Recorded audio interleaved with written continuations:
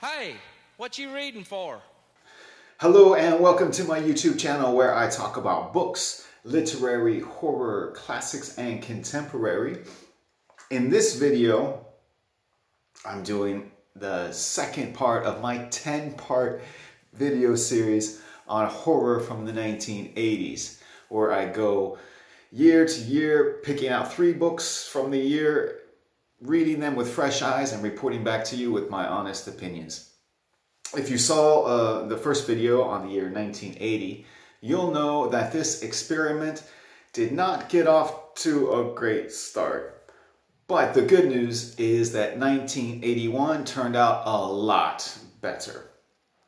Hopefully with your feedback and with me doing a better job picking the books, hopefully this is a trend that will continue. Speaking of feedback, I received a lot of great feedback from you for my video on 1980. So I want to take a brief moment here to address some of that feedback before we get to the books.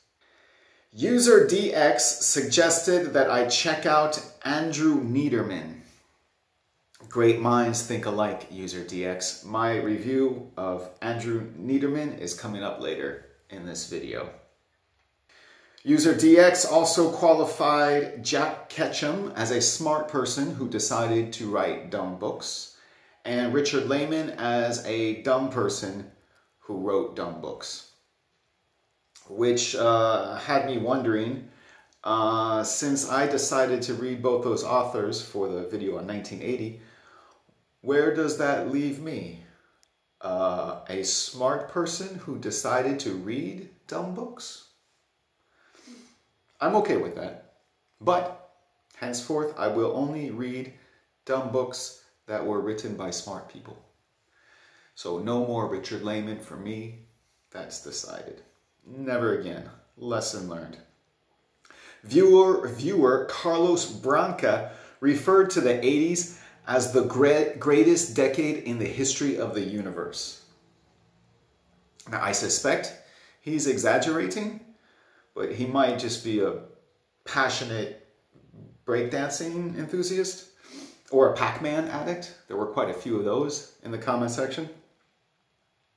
The 80s was the greatest decade in the history of the universe for breakdancing and for arcades, inarguably. But as for horror, so far I'm skeptical, but it's still early going in this experiment. Fertilites Mentor suggested I read Dean Koontz. I have had only one experience with Dean Koontz, and it was not a positive one. I read Dragon Tears, which is a thick book, like 800 pages. I didn't really like it. Dragon Tears, for me, had a very get off my lawn vibe to it. Like the main character is this cop, middle-aged cop or adult cop, and he's constantly complaining about the kids these days, right? The kids with their music and their dancing. And in one scene, he goes to this rave, techno rave, to break it up, and he's just complaining like, oh, these kids, what are they doing in the warehouse with the dancing? And I should just let them die or something. And I got the impression that the way Dean Koontz treats his characters in this book, that these damn kids these days, that vibe to the book was coming from the author more so than from the characters. I don't know if that's a staple of Dean Koontz's work. That's the only book I've read from him. Or maybe he was just going through a phase. I don't know, but the tone was strange, but not in a good way. I didn't really like Dragon Tears. But several viewers have suggested I read Dean Koontz. So normally, if I have a bad experience with an author, it's highly unlikely, extremely rare that I give that author a second chance. But since so many of you suggested Dean Koontz, I am going to make an exception, and I will be checking out another book from Dean Koontz for this 80s experiment. Viewer Angela Walker confessed to suffering from a Pac-Man addiction. Godspeed in your recovery, Angela Walker. I think Pac-Man addiction was relatively common for people in the 1980s. And it's not surprising. I mean, the game is designed as essentially a big mouth on a quest to gobble up all these white dots, which look coincidentally like pills. Also, coincidentally, the 1980s saw a huge spike in the addiction to pharmaceuticals. Could it be that the design and marketing of Pac-Man was financed by pharmaceutical companies? Probably not. But was it, though? I'm not afraid to ask the tough questions. Several viewers suggested I check out Dark Forces. This was an anthology or a short story collection published in 1980 and edited by Stephen King and Kirby McCauley. I did check it out, and the roster of writers in this collection is super impressive. Now, for this experiment, I am favoring novels over short stories, but I did look through the collection and I found some authors I had never heard of, and then I went and checked out their work. I'm currently reading a book from an author I discovered from this collection, and it's a book I'm really liking. So thank you for that recommendation. I think that specific short story collection probably deserves its own video, but I'm going to be using it to curate the authors I select. So thank you. I love your recommendations and your suggestions. And to be honest with you, there was a lot of bad horror written in the 1980s. And I mean, really bad, and a lot of it. But I am determined to wade through that mire to find those few gems that are surely there. So your suggestions and recommendations are very helpful, very much appreciated in that effort. Speaking of gems, and mire for that matter, I am excited to tell you about the 3 books I read for 1981.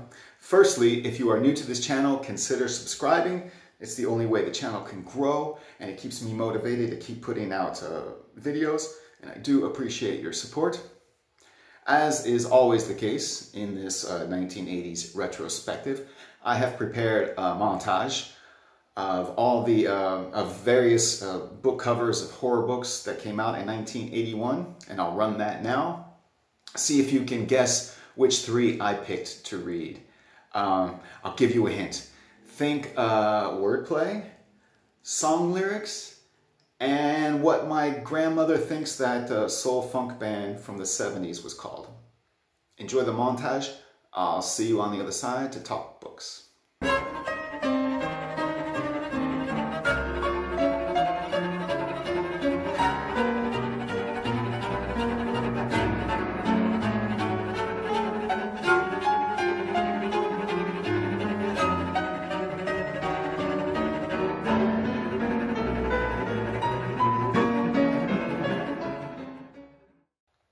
In 1981, Raiders of the Lost Ark was the #1 movie. Queen Greatest Hits was the #1 album.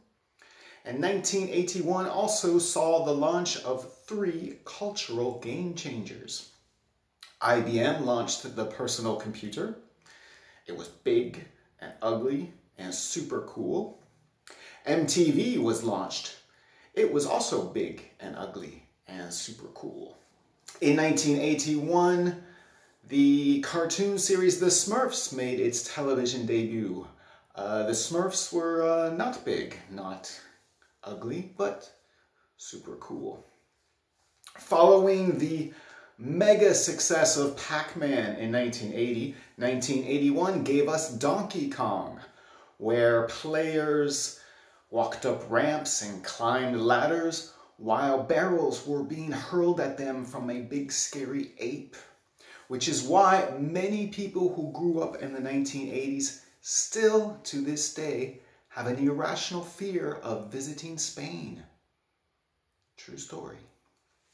Some notable horror movies from 1981, The Evil Dead, and An American Werewolf in London. Some notable horror novels include Cujo by Stephen King, which would later be made into a movie, and Red Dragon, which would also be made into a movie following the mega success of its sequel, The Silence of the Lambs. I read neither of those titles. Instead, I read Brainchild by Andrew Neiderman. I was familiar with the name Andrew Neiderman because he had written Pin, which I haven't read, but I did see the movie, and the movie was weird and dark, and I like it weird and dark. So I was immediately intrigued to read this title.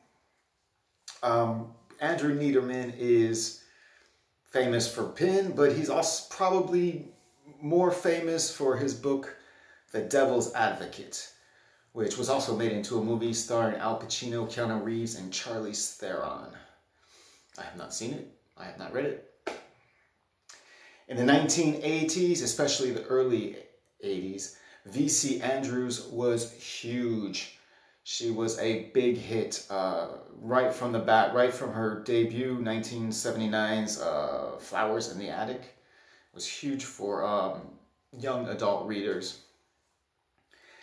And unfortunately, V.C. Andrews passed away in 1986 when she was still selling millions and millions of books. So her estate naturally wanted to continue putting out V.C. Andrews books. And they hired Andrew Neiderman to be V.C. Andrews' ghostwriter.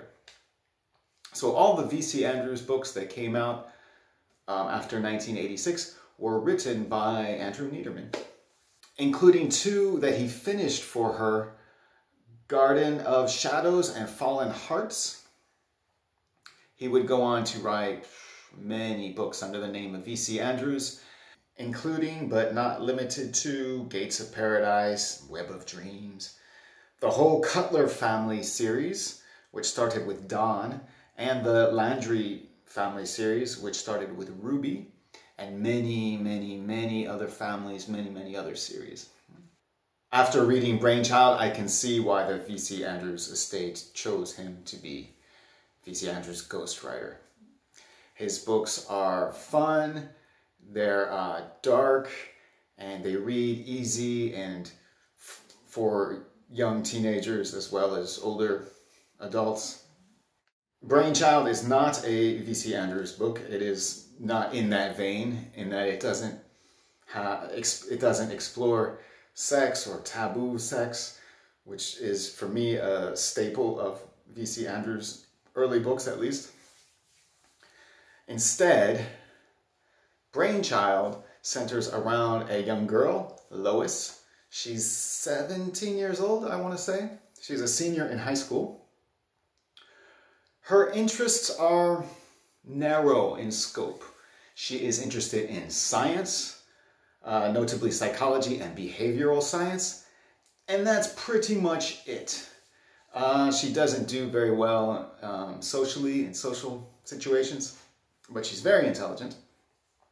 In the early part of the book, I really empathized with Lois. I felt bad for her because her mother wants her to be different.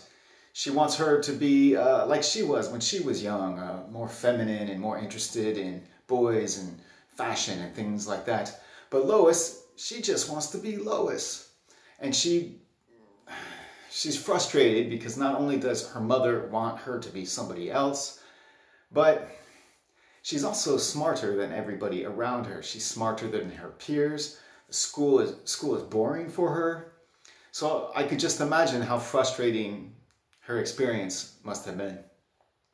This sympathy for her, it carried throughout the book, but it did wane a bit because Lois has also some negative attributes as well that Andrew Neiderman will explore. She has a lab set up in her home, in the pantry of the kitchen, with lab animals where she conducts her experiments. And after a while, her mother just has enough of this. She says, get these animals, these snakes and mice, I want them out of my house, right? So she has her tear down her laboratory.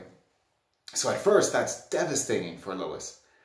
But she quickly recovers because she finds other and more interesting subjects to experiment on. Her family. Now, Brainchild goes to some dark places. However, there is no physical violence. There's psychological violence, but there's no physical violence. There's no blood. There are no supernatural elements either. So it's quite light on the horror, although it is built and formatted like a horror book, and it is dark. And as I mentioned before, there's really no sex in it, aside from one conversation, more like a statement in passing that Lois makes to one of her friends. But beyond that, there's really no discussion of sex or drugs. And it is an easy read. So I think it would be a good book for young teenagers to read. And I normally don't like books that are targeted towards younger readers. I like books for adults. But I really did like Brainchild. I found the read flowed really nicely, very well paced, and it was interesting. It had a good mixture of dark psychological horror and camp to it, which was fun. There is a little bit of animal cruelty, not in terms of Lois's lab animals. No, but there is one scene where bats fly into the cellar of their home, and the mother flips out and she has her husband go down to the cellar and kill the bats. So that's kind of ugly. But beyond that, there's really no violence or blood. But it is good, disturbing fun.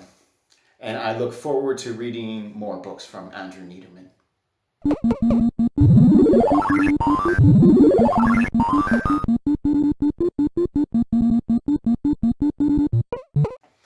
Up next, I read The Elementals by Michael McDowell. Now, I read this book about a year ago, maybe 2 years ago. I didn't read it specifically for this retrospective, to be honest. And the reason I read it is that I kept seeing this title come up on lists of best horror books of all time.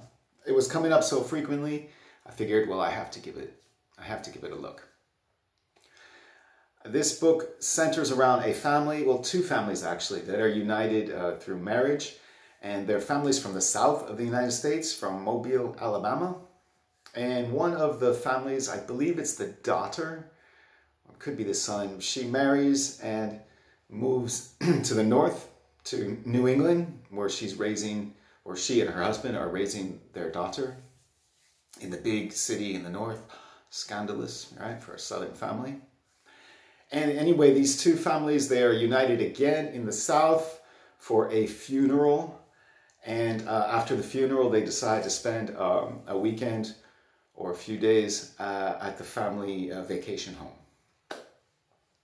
Now, a lot of people love this book. Unfortunately, I am not one of those people. This book centers around this conflict between these families, and the conflict, there's also a part of it that is a conflict between the South and the North in the United States, and the cultural differences. Also cultural differences about being raised in a traditional South and being raised in a big city in the North. All of those dynamics, cultural dynamics, they went over my head, really. I've lived in both the North and the South of the US, but I've spent most of my life in Europe. And so while I'm aware of those cultural differences, they don't really resonate with me. And I got the impression by reading a lot of reviews for of this book, that dynamic and those conflicts are quite important to the enjoyment of this book.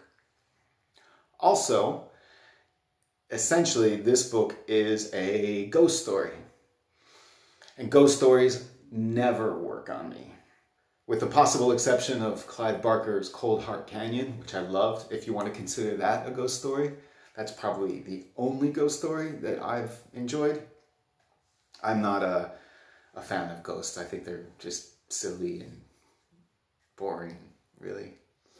What I did like about this book, however, is I liked the physical setting where most of the story takes place, the vacation home. Actually, it's a series of 3 homes that are grouped together, and they are located on a bay, and the bay has a tide which makes these homes only accessible during certain hours of the day, and also these houses are surrounded by dunes. So what happens is the environment interacts with the characters. The sand dunes start encroaching upon the house, and plus the tide, lowering of the tide makes it difficult for them to escape. So I love when an environment interacts with the characters and shapes their actions. And I thought that all that was done very well in this book. However, the family and cultural dynamics just went over my head. It didn't interest me. And the ghost aspect was pretty dull, I thought. I'm not sure if this book is trying to be scary. I did get a sense from reading reviews that many readers did find it scary, but it's a ghost story, and ghosts are never scary. So I don't know what to think. Yeah? Even though I didn't love this book, I want to be positive on this channel, so I'm going to read an excerpt from a review I found on Goodreads. And this review is quite indicative, I think, of many readers' experience with this book. The Elementals is a Southern Gothic horror which slowly builds with atmospheric descriptions of family dynamics, heat, sound, and isolation. The horror takes a long time to get to, but when it does, it's worth the wait! 4 stars. I'm on the fence as to whether I should give Michael McDowell another chance. He did have a hit with a few years later with the Blackwater series. And he also wrote or co-wrote the screenplay for the Tim Burton movie Beetlejuice, which I really liked. So when I'm doing this retrospective, I will have another opportunity to revisit Michael McDowell. Should I? If you've had any experience with his work, notably Blackwater, I would love to hear your feedback, your thoughts on that. Or is it more Southern culture and ghosts? In that case, I'll skip it. But I have a feeling that Blackwater might be something I would enjoy.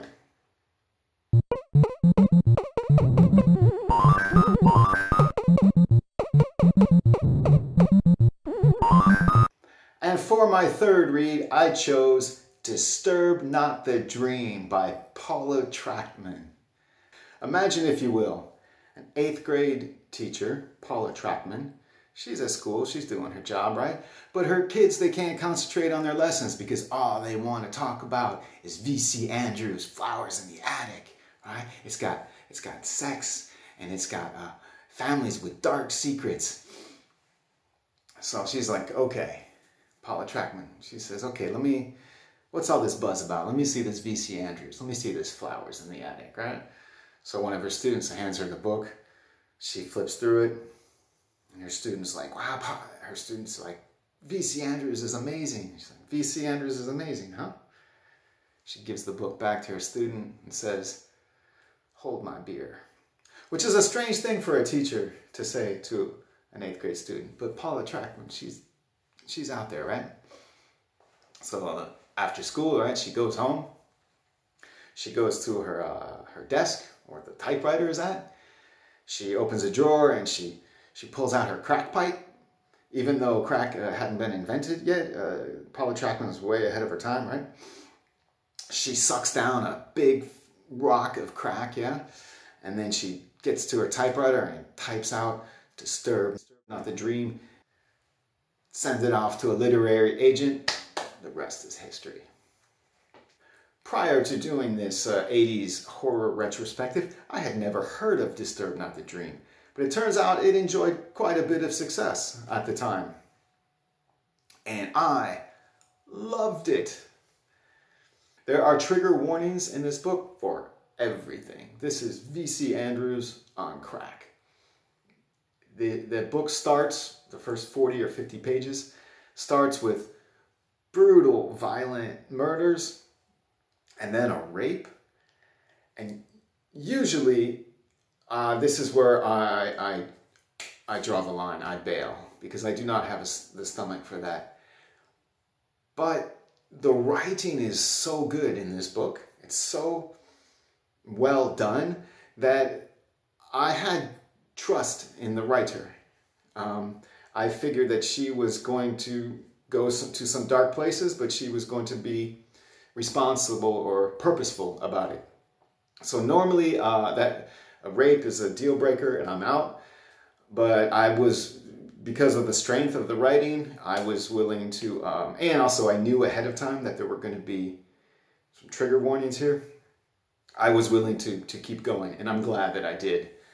After this brutal opening, the story shifts to another family, and for about 200 pages, we don't really get a horror story. We get a gothic erotica, and it's done really well. I mean, the writing is excellent in this book.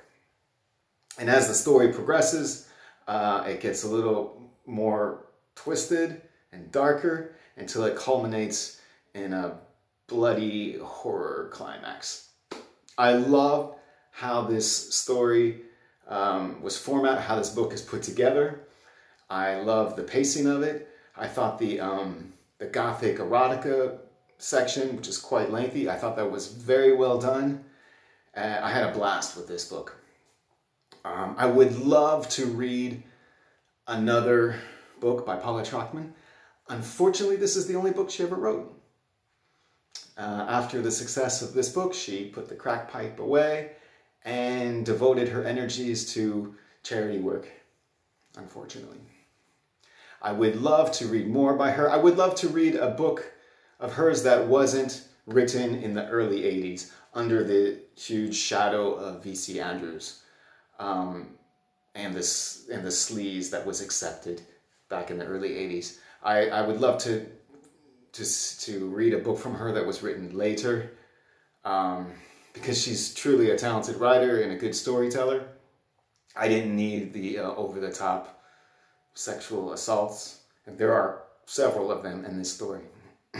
Women are treated horribly in this book, but it's written by a woman, so I guess that makes it okay, right? So far, I've taken a look at 3 books published in 1980 and 3 books published in 1981, and so far, "Disturb Not the Dream" is the high point. It's the gem that I was looking for. It is not a book for everyone, granted.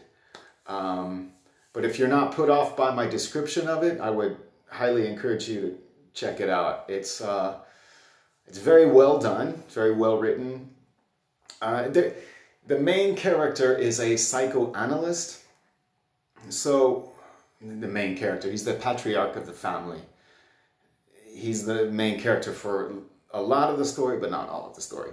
He's a psychoanalyst, so we get a lot of psychoanalysts and psychology and concepts like these in the story, which make it interesting. Unfortunately, there are also references to junk science, things like the moon cycle affects a woman's menstruation cycle, like nonsense like that. Maybe in 1981 that wasn't considered junk science.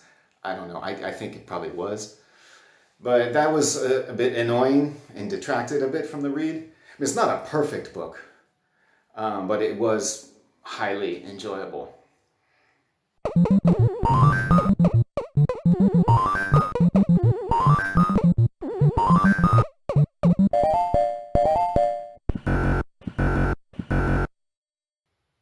any experience with any of the books or authors I talked about in this video? Should I give Michael McDowell a second chance? And where do you stand on the controversy Donkey Kong versus Donkey Kong Jr.? I have already read for 1982, but if you have a book, a horror book that you love, that you can recommend for me, that was published between 1983 and 1989, I would love to hear about it. I need to do a good job picking books for the rest of the series, and your feedback is greatly appreciated. If you don't have a book that you can think of, and you don't, for some reason, have a stance on Donkey Kong versus Donkey Kong Jr., that's okay. You can stop by the comment section and say hi. I always love hearing from you. Thank you for watching. I'll see you in 1982.